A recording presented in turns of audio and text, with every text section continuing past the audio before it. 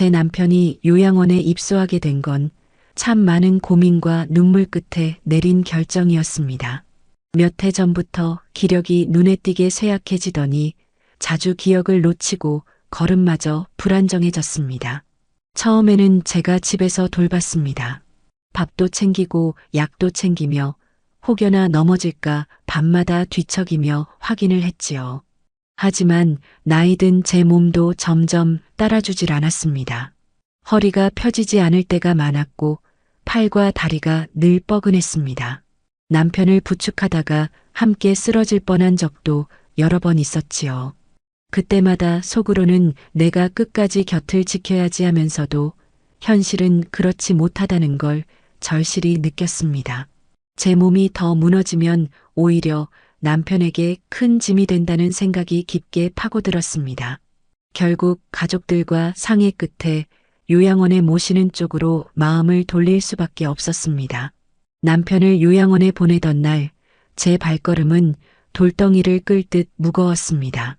차 안에서 창밖만 내다보는 제 눈에선 눈물이 멈추질 않았습니다. 남편은 많이 약해져 있었지만 여전히 제 손을 꼭 잡고 있었습니다. 아무 말도 하지 않았지만 그 손의 떨림과 체온 속에서 수십 년을 함께한 정과 미안함이 고스란히 전해졌습니다. 요양원에 도착하니 흰 벽과 은은한 소독약 냄새가 제 마음을 더 쓸쓸하게 만들었습니다. 병상에 앉은 남편의 눈동자가 흔들릴 때 제 가슴은 저며드는 듯 아팠습니다. 직원들은 친절했고 시설도 깔끔했지만 남편을 두고 돌아서야 한다는 사실 하나만으로 제 마음은 갈기갈기 찢어지는 듯 했습니다. 며칠 동안 저는 밥을 먹으면서도 잠을 자면서도 남편 생각뿐이었습니다. 혹여나 혼자 쓸쓸히 누워있는 건 아닌지, 누가 말벗이라도 되어주는지, 작은 기침이라도 했을 때 곁에 누군가 있는지 그런 걱정들이 머릿속을 떠나질 않았습니다. 결국 며칠을 참고 있다가 첫 면회를 가기로 마음을 먹었습니다. 그날 저는 딸과 며느리에게 함께 가자고 했습니다. 아버지를 오랜만에 본다면 남편도 힘을 얻지 않을까 싶었지요. 딸은 선뜻 알겠다고 했습니다. 늘 살갑고 효심 깊은 아이여서 준비하는 내내 얼굴에 설렘이 묻어났습니다. 엄마, 아버지 좋아하시겠죠? 저 오늘은 아버지 좋아하시는 과일도 사갈게요. 하는 말에 저 역시 잠시나마 마음이 놓였습니다. 하지만 며느리의 반응은 조금 달랐습니다. 목소리는 예의 바른 듯 했지만 어딘가 건조했습니다. 아, 네, 다녀와야죠. 하는 말에 억지로 맞춘 듯한 기운이 느껴졌습니다. 저는 순간 가슴이 쓰렸지만 괜히 분위기를 흐리고 싶지 않아 모른 척했습니다. 며느리도 아마 속으로는 부담이 클 거라고 제 나름대로 합리화를 했습니다.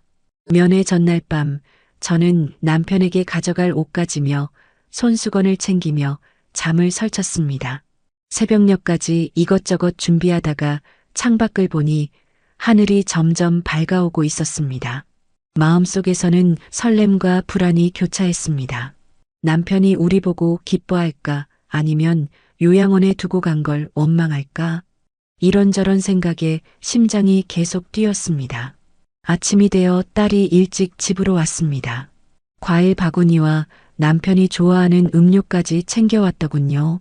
엄마, 오늘은 좋은 날이에요. 아버지 분명히 좋아하실 거예요. 그 말에 저는 눈가가 뜨거워졌습니다. 반면 며느리는 조금 늦게 도착했습니다. 바쁘다며 헐레벌떡 들어서더니 준비해온 건 따로 없어 보였습니다. 다만 무심히 가방을 들고 출발하조라고 말할 뿐이었습니다. 저는 그때도 마음을 다잡았습니다. 사람마다 표현 방식이 다른 거지. 며느리도 속으로는 시아버지를 걱정하고 있을 거야. 그렇게 스스로를 위로하며 셋이 함께 요양원으로 향했습니다. 요양원 건물 앞에 차가 멈추자 제 심장은 한층 더 빨라졌습니다.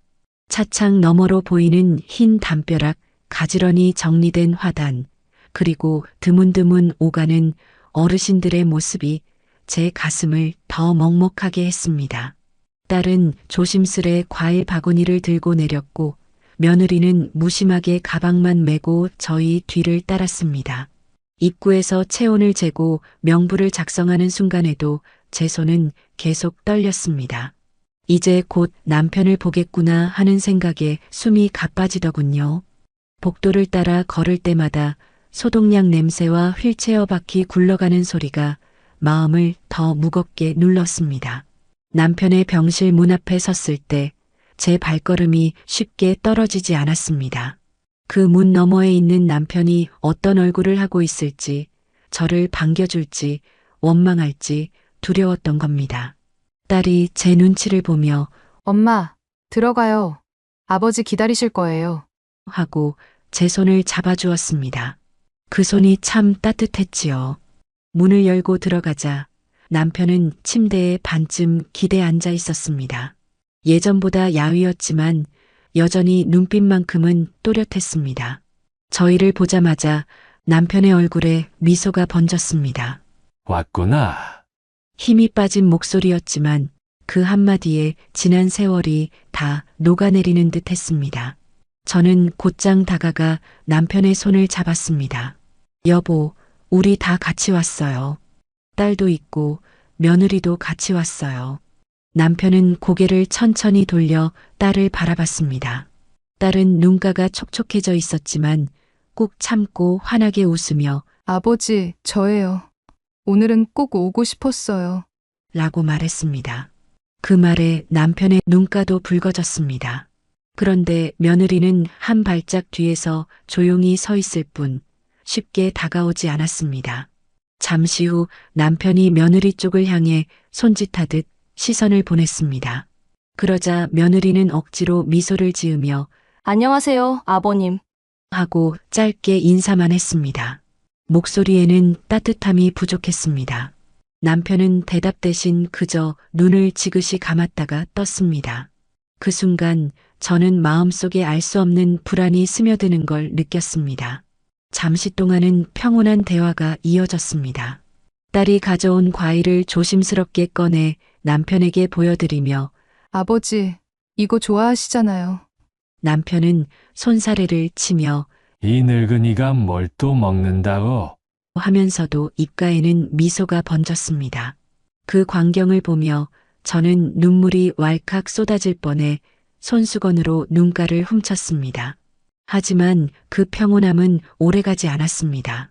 딸이 남편의 옷자락을 다듬어주며 아버지, 앞으로 제가 더 자주 올게요. 걱정하지 마세요. 라고 다정하게 말했을 때 옆에 있던 며느리의 표정이 굳어지는 게 보였습니다. 순간 저는 가슴이 철렁 내려앉았습니다. 며느리는 아무 말도 하지 않으려 애쓰는 듯 했지만 표정은 이미 불편함을 감추지 못하고 있었습니다. 저는 애써 대화를 다른 쪽으로 돌리려 했습니다. 여보, 여긴 시설이 참 좋더라고요. 간호사분들도 친절하시고 앞으로 마음 편히 지내실 수 있을 거예요. 그렇게 말을 꺼내며 긴장된 공기를 풀어보려 했습니다. 그러나 딸이 다시 엄마, 저도 주말마다 아버지 보러 올게요. 엄마 혼자 너무 힘들지 않게. 제가 꼭 도울게요. 라고 말하자 그 순간 며느리의 눈빛이 날카로워졌습니다. 제 머릿속에 스쳐갔습니다. 안 되겠다. 이제 곧 무슨 말이 터져 나오겠구나.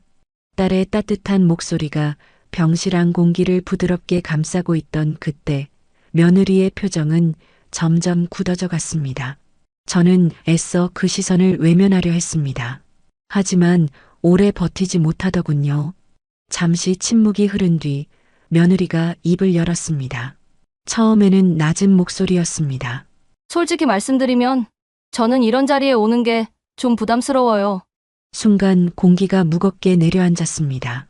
딸은 깜짝 놀라며 며느리를 바라보았고 저는 얼어붙은 채 손에 쥐고 있던 남편의 손만 더 꽉 잡았습니다. 남편의 눈동자가 흔들렸습니다. 그 말이 믿기지 않는다는 듯 눈을 크게 떴다가 이내 힘겹게 감았다 뜨기를 반복했습니다. 저는 급히 말을 덧붙였습니다. 아이고, 무슨 소리를 하는 거니? 내 아버지께서 다 듣고 계시잖아. 부담스럽다니 그런 말은 삼켜야지. 그러자 며느리는 목소리를 높였습니다. 아니, 어머니. 전 제 속마음을 얘기한 겁니다. 제가 왜 남편 아버지까지 돌봐야 되는 건데요? 제 인생도 있는데 왜 늘 시댁일에만 매달려야 하죠? 그 순간 병실 안의 공기는 송곳처럼 날카로워졌습니다. 딸은 참지 못하고 언니, 지금 그 말이 아버지 앞에서 할 소리예요. 라고 맞받아쳤습니다. 목소리는 떨리고 있었지만 분명히 분노가 실려 있었습니다. 남편은 두 사람의 말다툼을 멍하니 지켜보다가 갑자기 손을 떨며 이불을 움켜쥐었습니다. 숨소리가 거칠어지고 얼굴빛이 변하더니 떨리는 목소리로 그만해라. 제발 그만 좀 해라. 하고 외쳤습니다. 하지만 며느리는 이미 감정을 주체하지 못한 듯 했습니다. 저는 그동안 너무 힘들었어요. 아픈 시아버지 돌보는 것까지 제 몫이어야 합니까? 남편은 일만 하고 저는 집안일에 시댁일까지 다 짊어져야 해요. 솔직히 말해서 저는 이런 짐을 더는 지고 싶지 않습니다.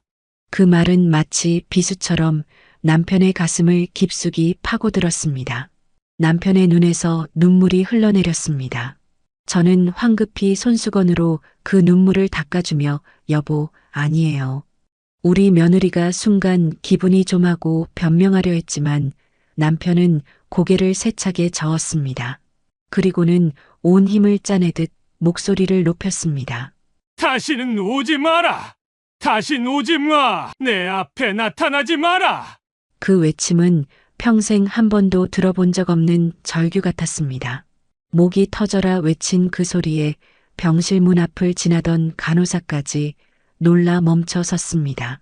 저는 남편의 몸을 붙잡고 달래려 했지만 남편은 더 이상 제 말조차 듣지 못하는 듯 했습니다. 눈에는 절망이, 얼굴에는 깊은 상처가 새겨져 있었습니다. 딸은 눈물을 참지 못하고 울음을 터뜨렸고 며느리는 순간 당황한 기색을 보이다가 이내 입술을 꾹 다물고 고개를 돌려버렸습니다. 그날 이후 남편은 진짜로 며느리 얼굴을 보려 하지 않았습니다. 그리고 제 마음속에도 돌이킬 수 없는 선이 그어졌습니다. 이제는 더 이상 며느리를 믿을 수 없다. 우리 가족을 함께 지킬 사람은 아니다. 그런 생각이 날마다 제 가슴을 무겁게 눌렀습니다.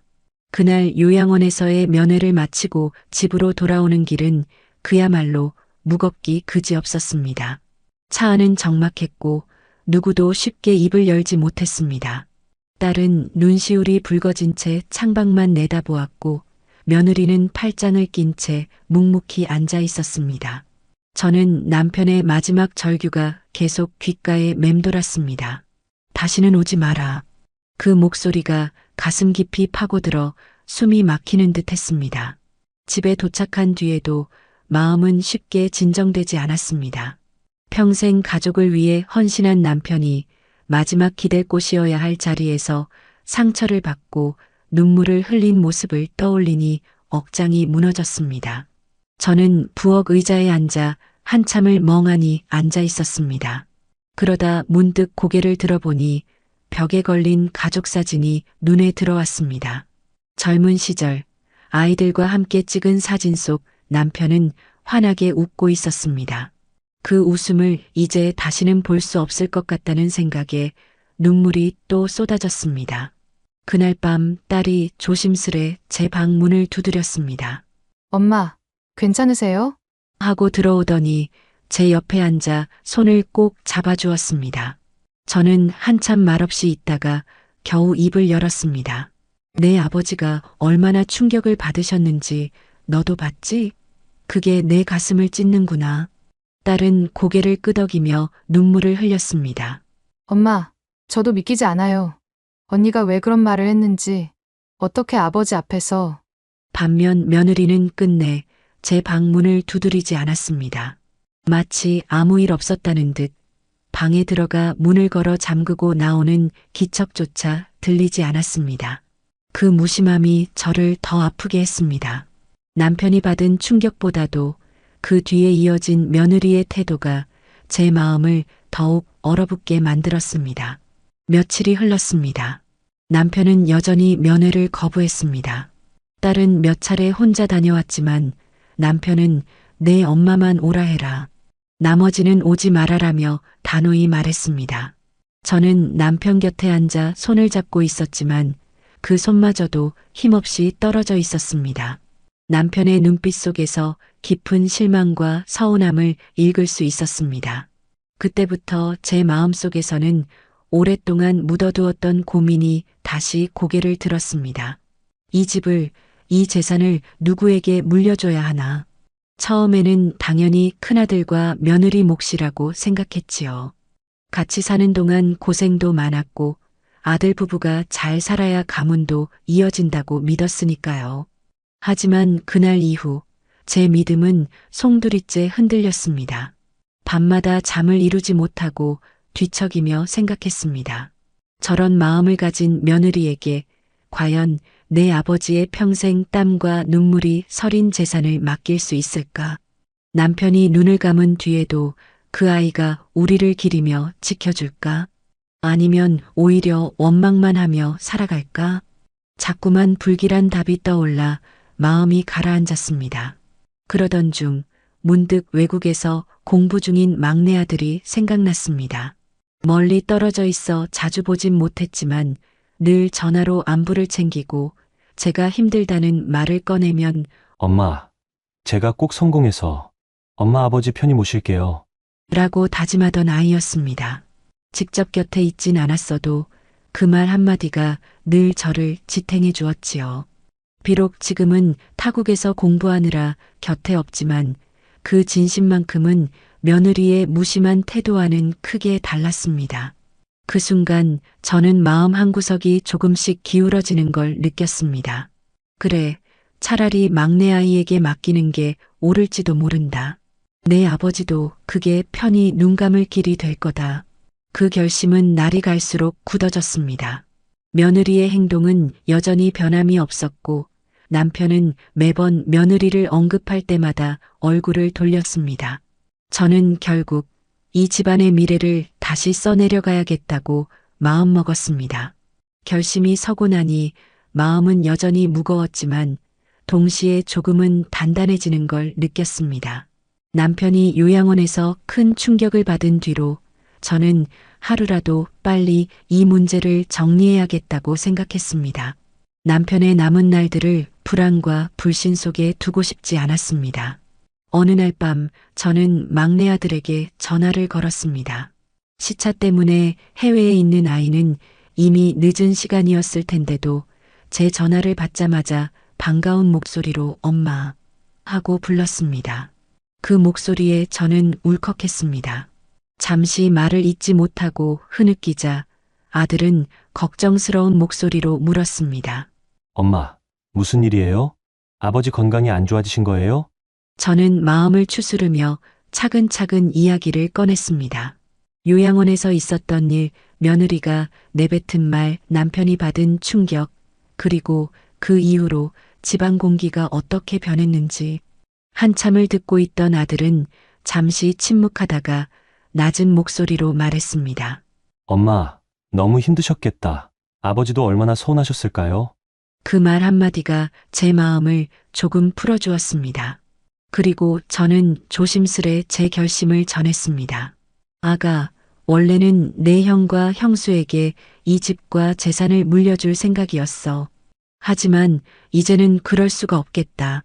너는 멀리 있지만 그래도 늘 마음은 우리 곁에 있었지 않니?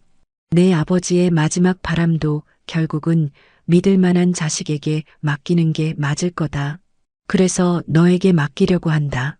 전화를 받은 아들은 한동안 말이 없었습니다.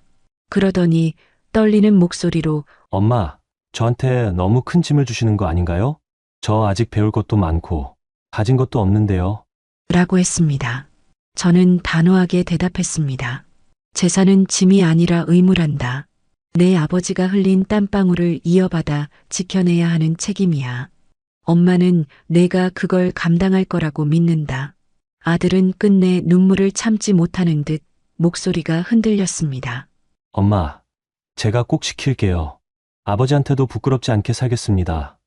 그 대답을 듣는 순간 저는 비로소 오래 묵은 돌덩이를 내려놓은 듯 가슴이 조금 가벼워졌습니다. 하지만 이 소식이 곧 며느리 귀에 들어가게 되리라는 건 뻔한 일이었습니다. 시간이 얼마 지나지 않아 며느리는 결국 알게 되었습니다. 아들이 어쩌다 전화를 하는 바람에 며느리도 그 결정을 듣게 된 모양이었습니다. 며느리의 태도는 곧 달라지기 시작했습니다. 전에는 무심하게 오가던 말투가 조금씩 달라졌습니다. 제가 부엌에서 음식을 하고 있으면 갑자기 다가와 어머니, 제가 도와드릴게요. 라며 손을 보탰습니다. 평소에는 눈길조차 주지 않던 집안일에도 관심을 보였고 심지어 요양원 면회도 본인이 먼저 가겠다고 말했습니다. 하지만 그 모든 모습이 제 눈에는 너무 늦은 억지로 만든 그림처럼 보였습니다. 남편이 이미 깊은 상처를 입고 등을 돌린 뒤였고 저 역시 마음속에 단단한 벽을 세운 뒤였습니다. 요양원에서 며느리가 아버지 손을 잡으며 아버님, 제가 잘못했어요. 앞으로는 정말 잘하겠습니다. 라고 말하는 모습을 보았습니다. 그러나 남편은 고개를 돌린 채 됐어. 다 늦었어. 라고 단호히 말했습니다. 저는 그때 알았습니다. 한번 꺼져버린 정은 아무리 다시 불씨를 붙이려 해도 예전 같을 수 없다는 걸. 그 뒤로 며느리는 더욱 애써 잘하는 척했지만 제 눈과 남편의 마음에는 이미 새겨진 상처가 지워지지 않았습니다. 결국 저는 제 결심이 틀리지 않았음을 매 순간 확인하는 듯 했습니다. 그날 이후 며느리의 태도는 눈에 띄게 달라졌습니다. 예전 같았으면 거들떠보지도 않던 집안일에 슬쩍슬쩍 끼어들었고 제가 말하지 않아도 저녁상 차릴 때 함께 부엌에 서 있었습니다. 어머니, 이건 제가 할게요. 어머니는 좀 쉬세요. 하는 말도 자주 들렸습니다. 겉으로 보면 참 달라진 듯 보였습니다. 하지만 제 마음속에서는 오히려 더 큰 공허함이 일었습니다. 왜냐하면 그 말과 행동 속에서 진심보다는 계산이 먼저 읽혔기 때문이었습니다. 남편의 마음이 돌이킬 수 없이 멀어진 걸 알자 이제 와서 체면을 수습하려는 얄팍한 눈치가 더 선명하게 보였지요. 요양원에 면회를 갈 때도 마찬가지였습니다. 전에는 억지로 따라오듯 했던 사람이 이제는 먼저 나서서 준비를 했습니다. 어머니, 이번 주에는 제가 과일을 사갈게요. 아버님 좋아하시잖아요. 그렇게 말하며 과일 바구니를 챙기는 모습은 분명 달라 보였지만 저는 마음속에서 자꾸 한 가지 생각이 떠올랐습니다. 너무 늦었구나. 이미 남편 마음은 멀리 떠나버렸구나. 실제로 요양원에 도착했을 때 남편의 반응은 냉담했습니다. 딸이 들어서면 남편은 눈빛부터 달라졌습니다. 손을 내밀고 목소리를 조금 높여 반가움을 표현했습니다. 하지만 며느리가 다가가 아버님, 건강 좀 어떠세요? 오늘은 제가 과일도 준비했어요. 하고 말하면 남편은 고개를 돌린 채 짧게 됐다라고만 했습니다. 그때마다 병실안은 금세 얼어붙었습니다. 며느리는 억지로 미소를 지었지만 그 미소 속에 스스로도 느끼고 있을 당혹스러움이 묻어났습니다. 저는 남편 곁에서 그 모습을 지켜보며 더욱 확신하게 됐습니다. 사람 마음이라는 게 한번 깊게 상처를 받으면 다시는 예전 자리로 돌아갈 수 없다는 거요. 며느리는 집에서도 변화를 보여주려 애썼습니다. 남편의 옷을 세탁해서 곱게 개어두기도 하고 요양원에 들를 때 챙겨갈 간식거리를 직접 만들기도 했습니다. 딸에게도 전보다 한결 부드럽게 대하려 했습니다. 하지만 그 모든 행동은 이상하리만치 어색했습니다. 진심에서 우러나오기보다는 잃어버린 걸 되찾고 싶어 발버둥치는 모양새로 보였습니다. 저는 차라리 속마음을 드러냈던 그날의 며느리가 더 솔직했다고 생각했습니다. 억지로 미소를 짓고 다정한 척하는 지금의 모습은 오히려 저를 더 피곤하게 만들었습니다. 마음속에서는 이미 멀어진 정을 되살리려는 허망한 몸짓처럼 느껴졌습니다. 어느 날은 남편의 생일을 맞아 가족이 함께 요양원으로 갔습니다. 딸은 작은 케이크를 준비했고 저는 남편이 좋아하던 옛 사진을 인화에 가져갔습니다. 며느리도 옆에서 나름대로 분위기를 띄우려 했습니다. 아버님, 축하드려요. 오래오래 건강하세요. 하지만 남편은 케이크에 붙은 촛불만 멍하니 바라보다가 이내 제 쪽으로 몸을 기울였습니다. 그리고 낮게 속삭였습니다. 저 아이는 더 이상 오지 않게 해라. 그 말이 제 가슴을 깊이 파고들었습니다. 남편의 마음이 어디까지 굳어져 있는지를 확인하는 순간이었습니다. 저는 고개를 끄덕이며 그 말을 마음에 깊이 새겼습니다. 그날 집으로 돌아와서 저는 부엌 식탁에 앉아 오래도록 생각했습니다. 며느리가 아무리 달라진 모습을 보여도 남편의 상처와 제 실망은 이미 돌이킬 수 없음을 절실히 느꼈습니다. 상속 문제를 두고 흔들리던 제 마음은 그때 완전히 굳어졌습니다. 이제는 막내 아이에게 물려줘야 한다. 그게 우리 부부에게 남은 마지막 길이다. 며칠 뒤부터 며느리의 눈빛이 달라졌습니다. 제가 무심코 흘린 말, 혹은 막내 아들과의 통화 내용에서 무엇인가를 감지했는지 그녀는 더 집요하게 제 곁을 맴돌기 시작했습니다. 어머니, 혹시 요즘 막내랑 통화 자주 하세요? 어느 날 며느리가 뜬금없이 이렇게 물었습니다. 순간 제 손이 멈칫했지만 표정을 숨기며 멀리 있으니 안부는 가끔 전해야지. 내 형보다 연락이 자주 오는 게 사실이야. 라고 짧게 대답했습니다. 그러나 제 속은 이미 불편하게 요동쳤습니다. 그날 저녁 며느리가 남편과 한참 동안 이야기를 나누는 걸 보았습니다. 작은 목소리였지만 귀가 밝은 저는 단어 몇 개를 분명히 들었습니다. 상속, 막내, 돌아가면 그런 말들이 섞여 있었습니다. 저는 일부러 모른 척 부엌으로 들어갔지만 마음속에서는 며느리가 이제 확실히 알았구나 하는 생각이 굳어졌습니다. 그 뒤부터 며느리의 태도는 더 노골적으로 변했습니다. 제가 요양원 갈 채비를 하면 잽싸게 다가와 어머니, 오늘은 제가 대신 다녀올게요. 어머니, 힘드실 텐데 제가 가는 게 낫죠? 라며 나서곤 했습니다. 하지만 그 말투 속에는 자꾸만 조급함이 묻어났습니다. 또 어떤 날은 일부러 제 방에 찾아와 앉아 이런저런 말을 꺼냈습니다. 어머니, 제가 그동안 참 부족했지요. 그런데 이제는 많이 달라졌잖아요? 어머니랑 아버님께 잘하려고 정말 노력하고 있어요. 그 마음 좀 알아주시면 안 될까요? 저는 잠시 멀뚱히 그녀를 바라보다가 차가운 목소리로 대답했습니다. 사람 마음은 하루아침에 바뀌지 않는다. 내가 지금 하는 모습이 진심이라면 시간이 지나면 드러날 거다. 그 말을 들은 며느리의 얼굴은 순간 굳어졌다가 이내 억지 미소로 덮였습니다. 하지만 저는 그 속에 스멀스멀 피어오르는 불안과 불만을 읽을 수 있었습니다. 며느리는 딸과의 관계도 억지로 수습하려 했습니다. 딸에게 괜히 선물을 건네거나 일부러 함께 장을 보자고 제안하기도 했습니다.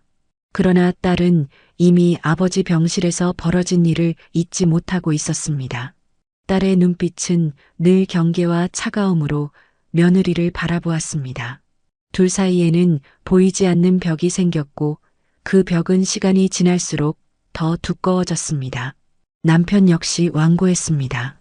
며느리가 요양원에 나타날 때마다 남편은 시선을 피하거나 아예 돌아 누워버렸습니다. 그럴 때마다 며느리의 얼굴은 점점 더 굳어지고 집에 돌아와서는 괜스레 딸에게 짜증을 내거나 제게 서운한 기색을 드러냈습니다. 그러던 어느 날 며느리가 마침내 제게 대놓고 말을 꺼냈습니다. 저녁 밥상을 물리자마자 차가운 눈빛으로 저를 보며 이렇게 말했습니다. 어머니, 요즘 집안 이야기가 들리더군요. 재산을 막내한테 물려주신다는 게 사실이에요? 그 질문은 날카로운 칼날 같았습니다. 저는 잠시 숟가락을 내려놓고 그녀를 똑바로 바라보았습니다. 내가 그걸 왜 묻느냐? 내가 그럴 자격이 있니? 제 목소리는 떨렸지만 단호했습니다. 며느리의 얼굴은 붉어졌고 눈빛은 분노와 당혹이 섞여 있었습니다. 그날 밤 며느리는 결국 아들과 함께 큰 소리를 내며 다퉜습니다. 문 너머로 들려오는 며느리의 목소리는 한층 높아져 있었습니다. 당신은 왜 가만히 있어요? 재산을 다 막내한테 넘긴다는 걸 두고만 볼 겁니까? 그 뒤로 들려온 아들의 목소리는 지쳐 있었고 힘없이 그건 어머니 뜻이야. 억지로 바꿀 수 없어. 라고 하는 말이었습니다. 저는 방 안에서 그 모든 소리를 들으며 깊은 한숨을 내쉬었습니다. 이제 모든 것이 드러났구나. 며느리는 끝까지 욕심을 버리지 못할 것이고 그로 인해 이 집안의 갈등은 더 깊어질 수밖에 없다는 걸 뼈저리게 깨달았습니다.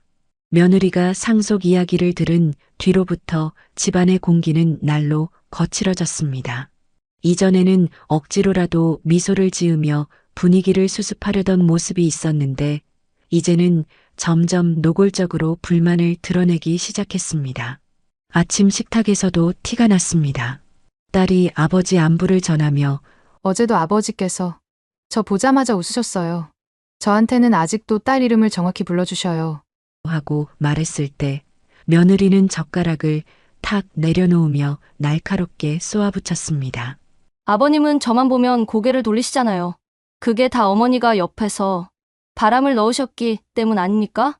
저는 그 말에 가슴이 철렁 내려앉았습니다. 내가 무슨 소리를 하는 거냐? 내 아버지가 얼마나 충격을 받으셨는지 내 눈으로 보지 않았니?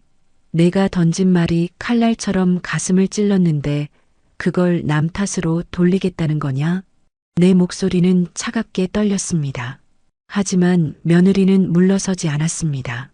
오히려 목소리를 높이며 저도 사람인데 왜 저한테만 다 떠넘기세요? 아버님 돌보는 일도 집안 살림도 다 저한테 맡겨놓고 이제 와서 재산은 막내한테 넘기겠다고요? 이게 도대체 공정한 겁니까? 라고 외쳤습니다. 순간 옆에 있던 딸이 벌떡 일어나며 말을 막았습니다. 언니, 그건 욕심이에요. 아버지를 사랑한다면 그 앞에서 그런 소리를 어떻게 해요? 공정하다는 말은 최소한 아버지 마음을 헤아리는 사람이 할 수 있는 거예요. 두 사람의 목소리가 부딪히자 거실 공기는 곧장 날카로운 유리 조각처럼 깨져버렸습니다.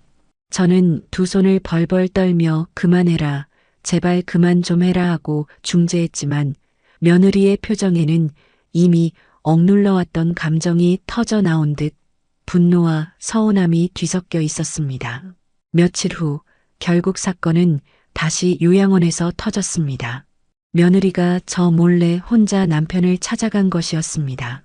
간호사에게 들은 이야기로는 며느리가 병실 문을 열고 들어가 아버님, 제가 잘못했어요. 이제라도 용서해 주시면 안 될까요? 상속 문제도 저희가 책임지고 지켜드릴게요. 라고 했다는 겁니다. 하지만 남편은 단호했습니다. 간호사의 말에 따르면 남편은 눈을 질끈 감은 채 이불을 끌어올리며 그만해라. 다 늦었다. 더 이상 듣고 싶지 않다. 라고만 했다고 합니다. 며느리는 얼굴이 새파랗게 질린 채 병실을 뛰쳐나왔다고 했습니다. 그날 저녁 집에 돌아온 며느리의 눈빛은 사납게 변해 있었습니다. 저를 마주보며 낮게 그러나 또렷하게 말했습니다. 어머니, 결국 저를 집안에서 밀어내시겠다는 거군요. 제가 아무리 노력해도 이미 결론은 정해져 있는 거죠. 저는 숨을 고르며 조용히 대답했습니다. 결론은 내가 만든 거다. 내가 아버지 앞에서 내뱉은 그 한마디가 모든 걸 바꿨다. 그때 내가 던진 말은 칼보다 깊었어. 그걸 어찌 돌릴 수 있겠니? 그 순간 며느리의 얼굴은 분노로 붉어졌다가 이내 참담하게 일그러졌습니다. 하지만 저는 더는 마음이 흔들리지 않았습니다. 남편이 받은 상처, 저와 딸이 지켜본 눈물, 그것이 저를 끝내 단단하게 만들었습니다. 그날 밤 저는 막내 아들에게 다시 전화를 걸어 한마디만 했습니다. 엄마 마음은 변함없다.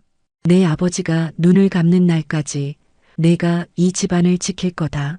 아들은 잠시 말이 없더니 목이 메인 목소리로 대답했습니다. 엄마, 알겠습니다. 제가 약속드릴게요. 저는 수화기를 내려놓으며 무겁지만 단단한 결심을 다시금 다졌습니다. 이제 이 집안의 미래는 확실히 정해졌습니다. 그리고 며느리의 욕심은 갈수록 커져만 갔지만 이미 우리의 마음은 닿을 수 없는 곳에 있었습니다. 남편이 병실에서 며느리를 단호히 거부한 뒤 집안은 다시 깊은 정적에 빠졌습니다. 며느리는 며칠 동안 침묵 속에 지냈습니다. 부엌에도 잘 나오지 않고 방에 들어가 문을 닫은 채 혼자만의 시간을 보냈습니다. 하지만 그 침묵은 오래가지 않았습니다. 어느 날 며느리가 저를 찾아왔습니다. 눈가에는 화장이 번져 있었고 목소리는 애써 차분하게 깔려 있었지만 떨림을 감출 수 없었습니다. 어머니, 저 잘못했어요. 아버님께서 얼마나 큰 상처를 받으셨는지 이제야 알았어요. 저도 그날 왜 그런 말을 했는지 모르겠어요. 정말 순간 제 감정을 못 다스린 거였어요. 저는 멀뚱히 며느리를 바라보다가 한숨을 내쉬었습니다. 내가 후회하는 건 알겠다. 하지만 사람의 마음은 물건이 아니란다. 부서지면 다시 이어 붙일 수는 있어도 금간 자국은 영원히 남는다. 내가 뱉은 말은 내 아버지 귀에 못이 돼서 박혔다. 그걸 어떻게 빼내겠니? 며느리의 눈에서 눈물이 뚝뚝 떨어졌습니다. 어머니, 기회를 한 번만 주세요. 저 정말 달라지고 싶어요. 앞으로는 시댁 일도 최선을 다해서 할 거고 아버님 곁도 지키겠습니다. 그 간절한 말에도 제 가슴은 흔들리지 않았습니다. 남편이 눈물 흘리며 외친 다시는 오지 말라는 목소리가 아직도 제 귓가에 선명했으니까요. 저는 고개를 저으며 단호히 말했습니다. 이제는 늦었다. 내가 아무리 달라진다 해도 내 아버지의 가슴에 남은 상처는 사라지지 않는다. 그날 이후 며느리는 더욱 애를 쓰며 집안일에 매달렸습니다. 식탁을 차리고 청소를 하고 요양원에도 빠짐없이 따라왔습니다. 하지만 그 모든 모습은 이미 정이 식어버린 저와 남편에게는 공허한 연극처럼 보였습니다. 남편은 점점 더 멀어졌습니다. 며느리가 말을 건네면 짧게 끊어 대답하거나 아예 모른 척 눈을 감았습니다. 그럴수록 며느리의 얼굴에는 초조함과 분노가 번갈아 스쳤습니다. 결정적인 날은 남편의 상태가 갑자기 악화되었을 때였습니다. 의사가 가족을 불러 긴급히 설명하던 날 딸은 눈물로 아버지 손을 잡고 기도했지만 며느리는 곁에 서서 차갑게 물었습니다. 앞으로 치료비는 어떻게 할 겁니까? 막내가 다 감당하는 겁니까? 아니면 저희 목도 있는 겁니까? 그 한마디에 병실 안 공기는 다시 얼어붙었습니다. 남편은 힘겹게 눈을 뜨더니 떨리는 목소리로 마지막 힘을 짜내 말했습니다. 내 목소리 이제는 더 듣고 싶지 않다. 다신 내 앞에 서지 마라. 저는 남편의 손을 꼭 잡으며 눈물을 흘렸습니다. 그 순간 제 마음은 완전히 닫혔습니다. 더는 며느리와 가족으로서의 끈을 이어갈 수 없다는 걸 뼛속 깊이 깨달았습니다. 그날 밤 저는 아들에게 단호하게 말했습니다. 이제는 집에서 나가거라. 내 아버지와 나는 더 이상 너희와 한 지붕 아래 살 수 없다. 아들은 머뭇거렸지만 며느리는 얼굴을 굳힌 채 짐을 꾸리기 시작했습니다. 짐을 싸던 며느리가 마지막으로 저를 돌아보며 말했습니다. 어머니, 언젠가 후회하실 거예요. 제가 진심이었던 걸 알아주실 날이 올 겁니다. 하지만 그 목소리에는 이미 패배와 분노가 섞여 있었습니다. 저는 아무 말도 하지 않았습니다. 대신 남편의 사진이 걸린 벽을 바라보며 속으로만 다짐했습니다. 아무리 시간이 흘러도 내가 남편 가슴에 남긴 상처는 지워지지 않는다. 그 대가를 내가 대신 지켜낼 것이다. 그렇게 아들과 며느리는 결국 집을 떠났습니다. 남은 건 고요와 허전함이었지만 동시에 저와 남편 마음속에는 더 이상 흔들리지 않는 확고한 결심이 자리 잡고 있었습니다. 아들과 며느리가 짐을 챙겨 집을 떠난 날, 집안은 유난히 적막했습니다. 현관문이 닫히는 소리마저 오래도록 울려 퍼지는 듯 했지요. 한때 웃음과 말소리로 가득 차던 거실은 텅 빈 것처럼 고요했습니다. 남편의 사진이 걸린 벽을 바라보며 저는 긴 숨을 내쉬었습니다. 딸은 제 곁에 앉아 조용히 제 손을 잡아주었습니다. 엄마, 괜찮으세요? 눈빛에는 안쓰러움과 슬픔이 함께 담겨 있었습니다. 저는 억지로 웃으며 대답했습니다. 괜찮다. 어차피 이 집안의 앞날은 이제 새로 쓰여야 하니까. 하지만 속마음은 허전함으로 가득했습니다. 며느리가 남기고 간 흔적은 쉽게 지워지지 않았습니다. 부엌 서랍 속에 그녀가 쓰던 작은 수저 하나, 베란다 구석에 놓인 빨래 건조대, 장롱 안에 남겨진 손수건까지 사소한 물건 하나하나가 제 마음을 건드렸습니다. 그 물건들을 정리할 때마다 이 아이가 조금만 더 일찍 깨달았더라면 어땠을까 하는 아쉬움이 밀려왔습니다. 그러나 곧 생각을 고쳐먹었습니다. 이미 지나간 일에 마음을 두면 또다시 상처만 깊어질 뿐이라는 걸 알았기 때문입니다. 남편은 여전히 요양원에 있지만 며느리의 그림자가 완전히 사라진 뒤부터는 조금씩 마음이 안정되는 듯 보였습니다. 제가 면회를 가면 예전보다 표정이 한결 부드러워졌습니다. 딸이 찾아가면 작은 미소를 지으며 손을 꼭 잡아주곤 했습니다. 하지만 며느리에 대한 이야기가 나오면 여전히 얼굴빛이 변했습니다. 그 얘기는 하지 말아라며 고개를 돌리셨습니다. 남편 마음속 상처가 얼마나 깊은지 다시금 확인하는 순간이었습니다. 그 무렵 막내 아들과의 연락은 더욱 잦아졌습니다. 그는 멀리 외국에 있었지만 오히려 가장 가까운 마음으로 제 곁을 지켜주었습니다. 하루는 영상 통화를 하던 중 제가 무심코 집안 풍경을 비춰주었는데 그는 잠시 침묵하다가 말했습니다. 엄마, 이제 집이 많이 조용해졌네요. 그래도 제가 곧 돌아가면 엄마 외롭지 않게 해드릴게요. 그 목소리를 듣는 순간 눈물이 왈칵 쏟아졌습니다. 저는 막내 아이에게 조금씩 집안 사정을 이야기해 주었습니다. 재산 문제, 앞으로 집안의 무게를 어떻게 짊어져야 할지, 내 아버지의 뜻이 무엇인지. 아들은 늘 진지하게 듣고 때로는 조심스레 의견을 내기도 했습니다. 엄마, 제가 아직 부족하지만 꼭 노력할게요. 아버지의 평생 땀방울을 헛되이 하지 않겠습니다. 그 다짐이 제 마음을 단단히 붙들어 주었습니다. 딸 역시 막내에게 큰 힘이 되어 주었습니다. 둘은 멀리 떨어져 있었지만 자주 연락하며 서로를 챙겼습니다. 우리 집은 이제 오빠나 새언니 없이도 잘 지켜낼 수 있어. 돌아오면 엄마랑 같이 우리 가정을 든든히 이끌어가자. 딸의 목소리에는 힘이 실려 있었습니다. 그렇게 저는 점점 확신하게 되었습니다. 비록 큰아들과 며느리가 떠난 자리는 허전했지만 이 집안은 여전히 살아 숨쉬고 있다는 거요. 피는 섞였으되 마음이 멀어진 사람보다 멀리 떨어져 있어도 마음으로 함께하는 자식이 더 귀하다는 걸 뼈저리게 깨달았습니다. 어느 날 밤 저는 남편의 사진 앞에 앉아 조용히 속삭였습니다. 여보, 이제 걱정 마오. 우리 집안은 막내가 이어갈 거예요. 당신의 땀과 눈물로 세운 이 집을 반드시 지켜낼 거예요. 그 순간 사진 속 남편의 미소가 조금은 따뜻하게 다가오는 듯 느껴졌습니다.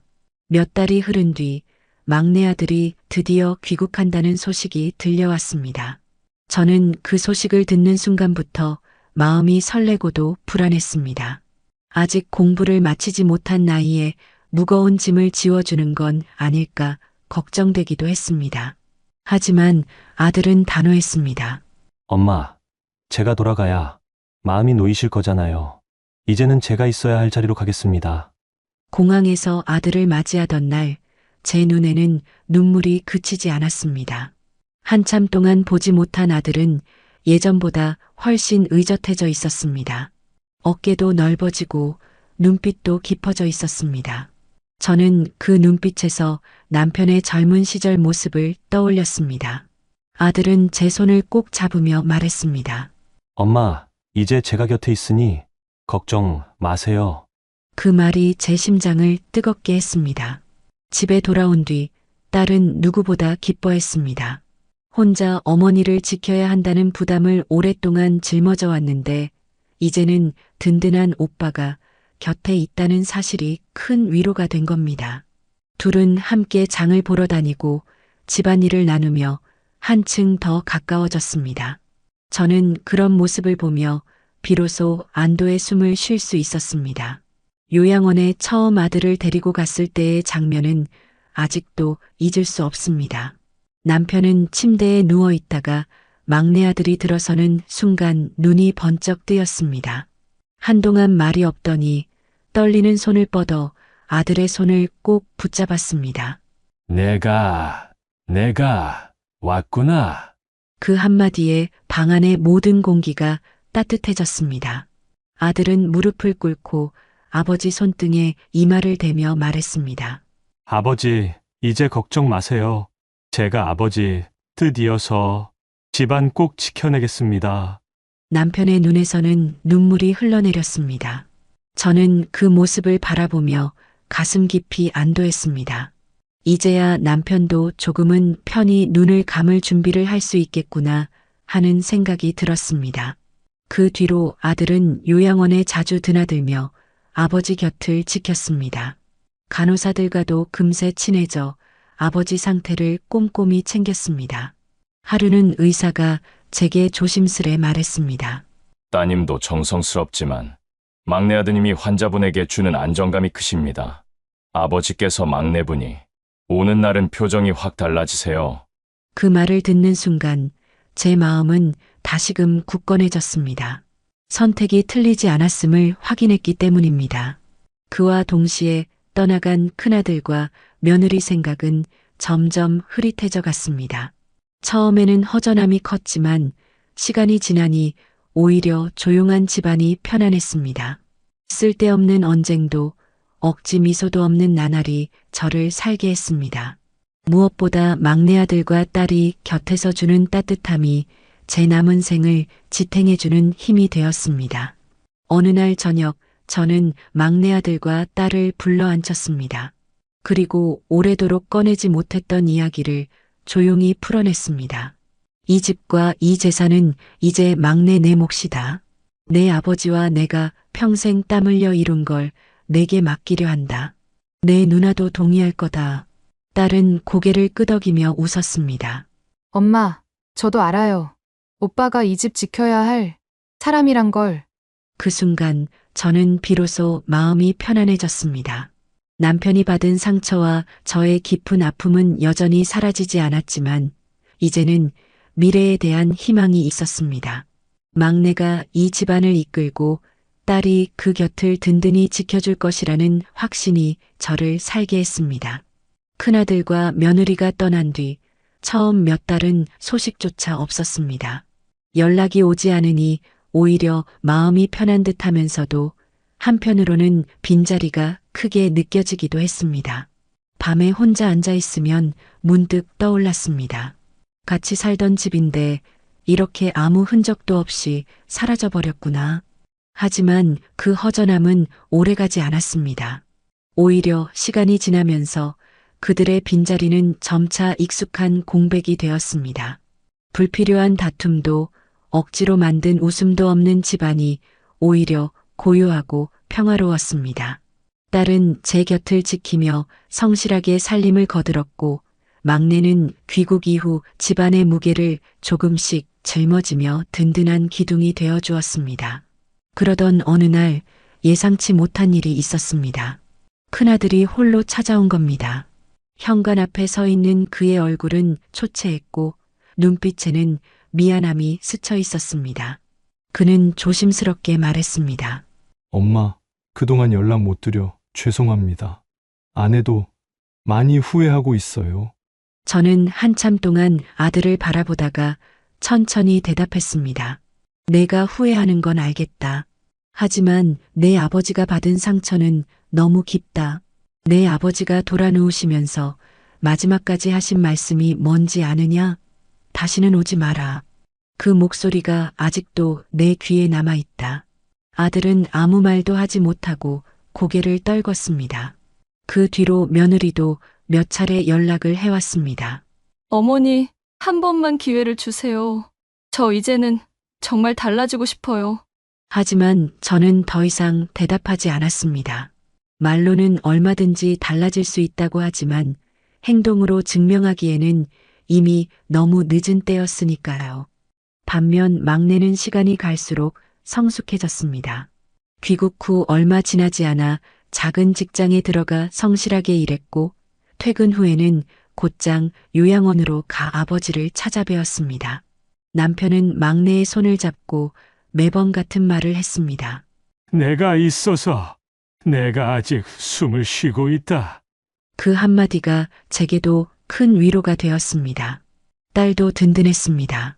살림살이를 꼼꼼히 챙기고 막내와 함께 아버지 곁을 지키며 집안을 꿋꿋이 받쳐주었습니다. 저는 점점 확신하게 되었습니다.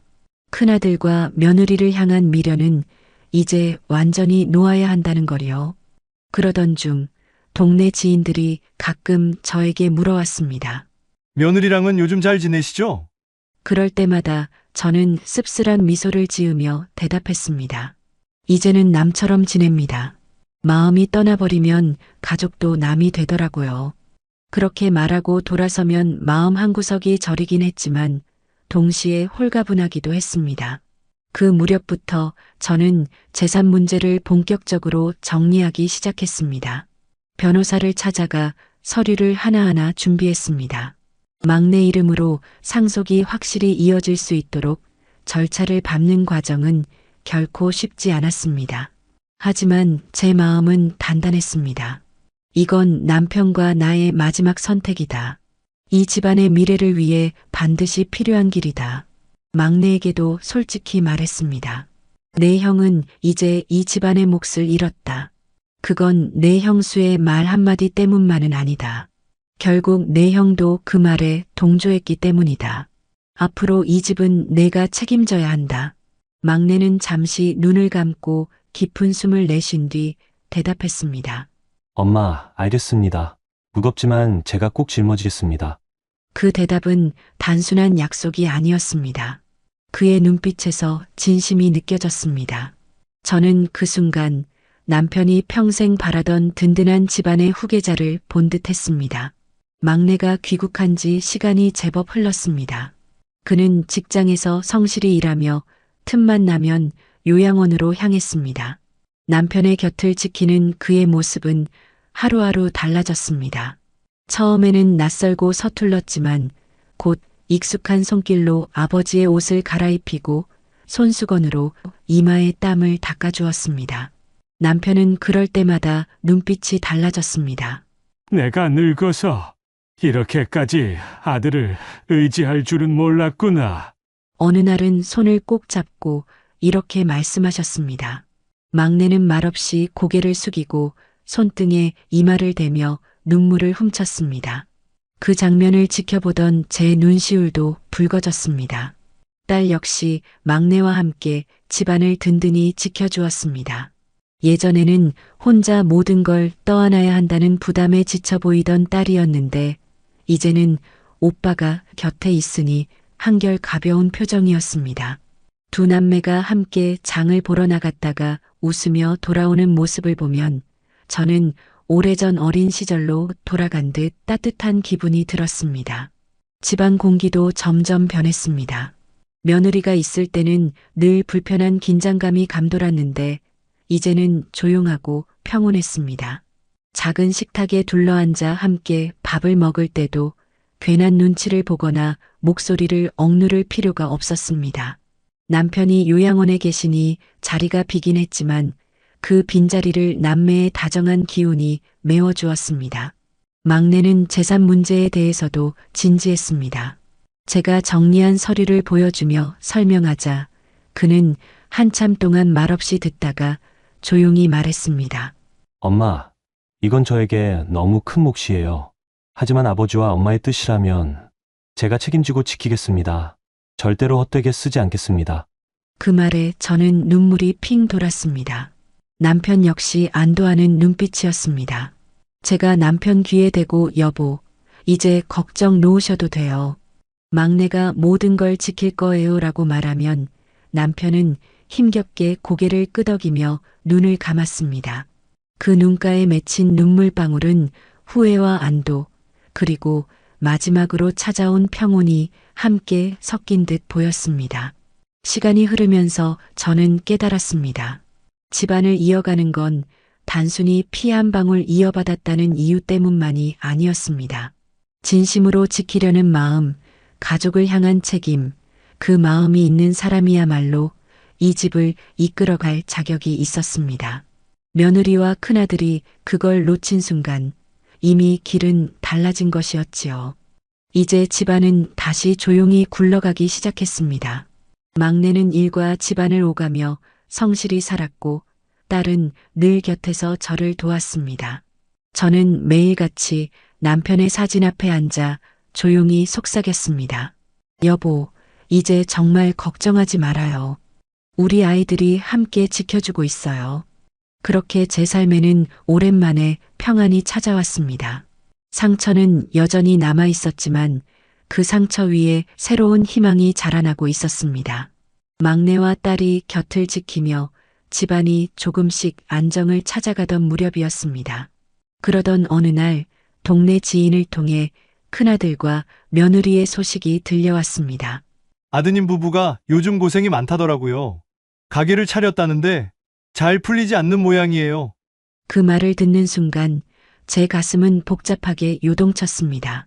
한때는 이 집안의 주인이 될 거라 믿었던 아들과 며느리, 그러나 스스로의 말과 행동으로 그 자리를 잃어버린 사람들이 이제는 밖에서 고생을 하고 있다는 소식이 결코 남 일처럼 들리지 않았습니다. 밤에 혼자 앉아 창밖을 바라보며 여러 생각이 스쳤습니다. 혹시 내가 너무 단호했던 건 아닐까? 그래도 한 집에서 살던 식구였는데 하지만 곧 다시 떠올랐습니다. 남편이 병실에서 눈물을 흘리며 내뱉던 그 절규. 다시는 오지 마라. 그 말은 여전히 제 귀에 생생하게 남아 있었습니다. 며칠 뒤 큰아들이 조심스레 전화를 걸어왔습니다. 목소리는 예전과 달리 한껏 기가 죽어 있었습니다. 엄마 잘 지내세요? 아버님은 어떠세요? 저는 잠시 말을 잇지 못했습니다. 오랜만에 들은 목소리였지만 그 안에는 예전의 당당함도 따뜻함도 없었습니다. 그저 불안과 후회가 섞여 있었습니다. 저는 담담하게 대답했습니다. 내 아버지는 여전히 요양원에 계신다. 하지만 이제는 막내와 내 누나가 곁을 지키고 있다. 그 말에 아들은 한참 동안 침묵했습니다. 그리고 떨리는 목소리로 엄마, 우리도 다시 잘할 수 있을까요? 아내도 많이 반성하고 있어요. 라고 물었습니다. 그 순간 제 마음은 흔들렸지만 단호하게 말했습니다. 반성한다는 말은 쉬워도 이미 지나간 말과 행동은 되돌릴 수 없다. 내 아버지 마음에 남은 상처는 평생 지워지지 않을 거다. 그걸 내가 직접 보지 않았니? 아들은 끝내 아무 대답도 하지 못했습니다. 통화는 그렇게 짧게 끝났습니다. 전화를 끊고 난 뒤 제 마음속에는 쓰라린 감정이 오래 남았습니다. 그러나 동시에 분명히 알 수 있었습니다. 이 길이 옳았다는 것을.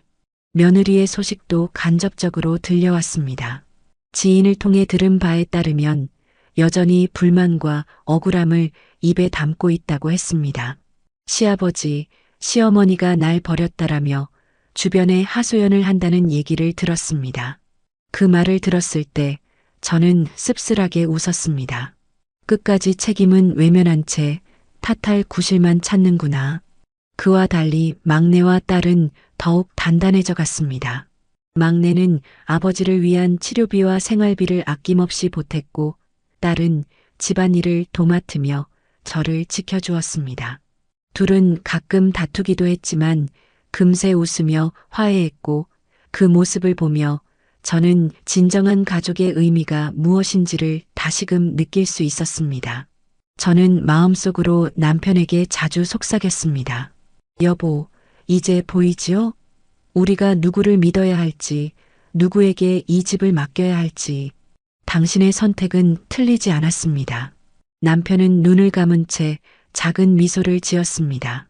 그 미소만으로도 제 결심은 더 단단해졌습니다. 계절이 몇 번 바뀌고 집안은 어느덧 새로운 리듬을 찾아갔습니다. 남편은 여전히 요양원에 있었지만 막내가 돌아온 뒤로 표정이 한결 부드러워졌습니다. 저는 면회를 갈 때마다 남편 곁에 앉아 막내 이야기를 들려줬습니다. 여보, 막내가 요즘 얼마나 성실하게 사는지 알아요? 퇴근하자마자 곧장 요양원으로 와서 당신 곁을 지키고 있어요. 딸이랑도 사이가 좋고 집안일도 책임감 있게 챙기고 있답니다. 그러면 남편은 힘겹게 눈을 뜨고 고개를 끄덕이며 작은 미소를 지었습니다. 그 미소는 저에게 무거운 짐을 덜어내는 듯한 위안이 되었습니다. 막내는 점점 더 집안의 기둥으로 자리 잡았습니다. 직장에서 인정받으며 승진 소식까지 들려왔고 동시에 아버지를 위한 치료비도 빠짐없이 보탰습니다. 저는 여러 번 말했습니다. 아가, 내가 아직 젊은데 너무 무리하는 것 아니냐? 하지만 막내는 웃으며 대답했습니다. 엄마, 아버지와 엄마가 계셨기에 제가 있는 겁니다. 이제는 제가 은혜를 갚아야 할 때예요. 그 말에 제 가슴은 뜨겁게 차올랐습니다.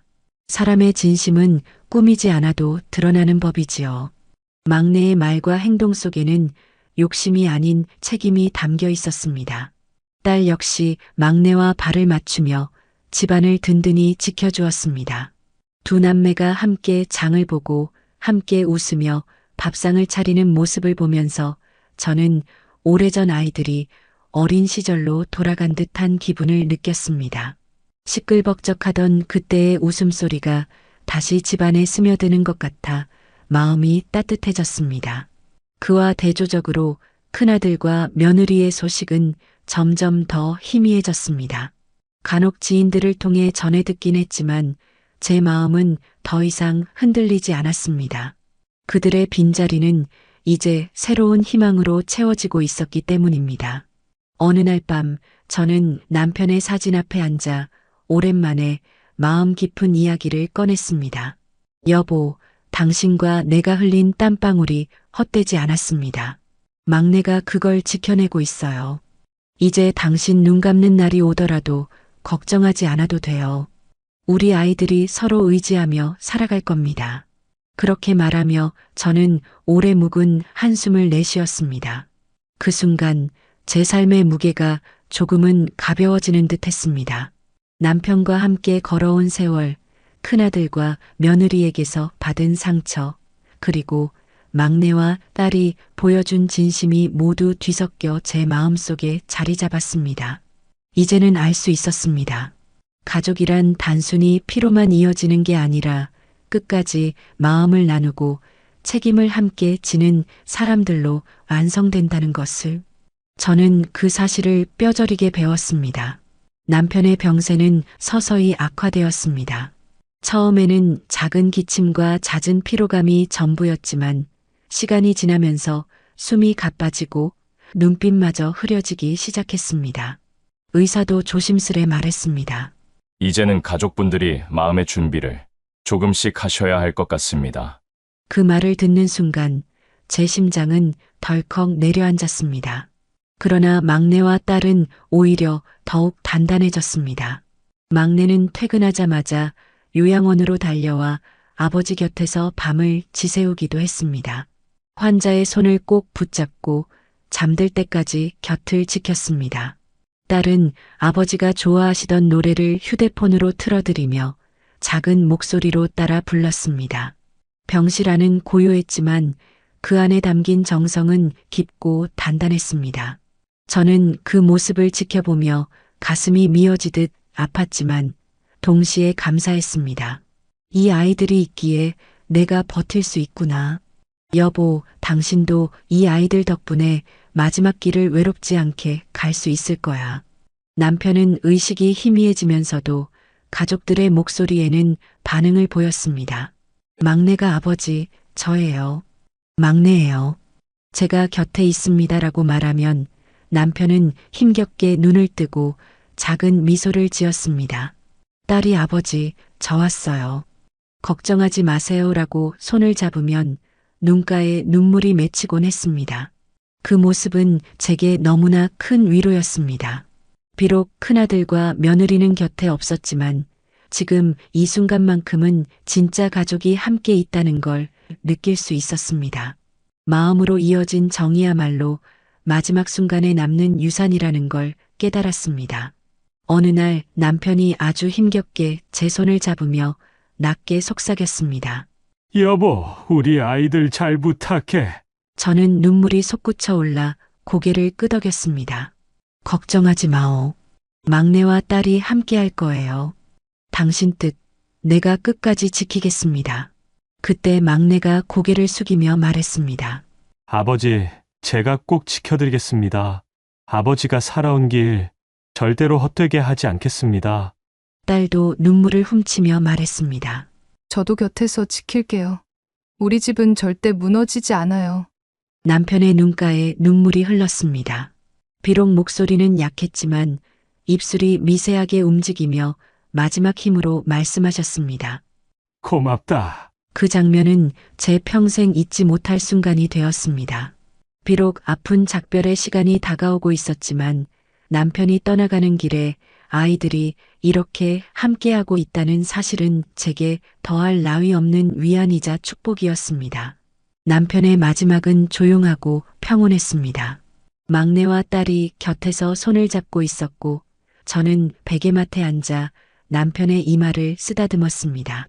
남편은 한동안 숨을 고르다가 아주 미약한 목소리로 고맙다, 내 가족들아라는 말을 남기고 눈을 감으셨습니다. 그 순간 제 눈에서는 눈물이 멈추지 않았지만 동시에 안도감이 찾아왔습니다. 남편이 혼자가 아니라 사랑하는 이들의 손길 속에서 떠날 수 있었기 때문입니다. 장례는 조용히 치렀습니다. 많은 친척들이 찾아와 위로해 주었지만 제 마음을 붙잡아 준 건 결국 곁을 지켜준 아이들이었습니다. 막내는 모든 절차를 책임감 있게 챙겼고 딸은 어머니인 저를 한시도 혼자 두지 않았습니다. 떠난 자리는 크고 아팠지만 남은 가족의 손길 덕분에 무너지지 않을 수 있었습니다. 세월이 흘러도 남편의 부재는 늘 느껴졌습니다. 그러나 집안은 다시 제자리를 찾아갔습니다. 막내는 남편의 유지를 이어받아 묵묵히 집안을 지켜냈고 딸은 여전히 제 곁에서 든든한 버팀목이 되어 주었습니다. 저는 두 아이를 바라보며 생각했습니다. 가족이란 피로만 이어지는 게 아니구나. 끝까지 마음을 지키고 서로를 위하는 진심이 있어야만 가족으로 남을 수 있는 거구나. 떠나간 큰아들과 며느리에 대한 소식은 드물게 들려왔습니다. 하지만 그들의 이름을 들을 때마다 제 마음은 더 이상 흔들리지 않았습니다. 미련도 원망도 모두 흘러간 물처럼 떠나보낼 수 있었습니다. 이제 제가 지켜야 할 것은 남편이 남기고 간 뜻, 그리고 곁에 남아있는 두 아이였습니다. 저녁 무렵 저는 종종 남편의 사진 앞에 앉아 조용히 이야기를 건넵니다. 여보, 걱정하지 마세요. 막내가 집안을 잘 이끌고 있어요. 딸도 곁에서 힘이 되어주고 있답니다. 당신이 흘린 땀과 눈물, 결코 헛되지 않았습니다. 사진 속 미소는 여전히 따뜻했고 저는 그 미소를 보며 마음 깊이 평온을 되찾곤 했습니다. 이제 제 삶은 남은 날들을 아이들과 함께 채워가는 일뿐이었습니다. 남편이 남긴 사랑을 이어받아 아이들이 든든히 설 수 있도록 곁을 지켜주는 것. 그것이 제가 걸어야 할 마지막 길이라는 걸 알았습니다. 그래서 저는 오늘도 조용히 다짐합니다. 끝내 우리 가족은 무너지지 않았다. 상처 위에도 새 희망은 자라난다. 그리고 그것이 바로 삶이 우리에게 주는 마지막 선물이다.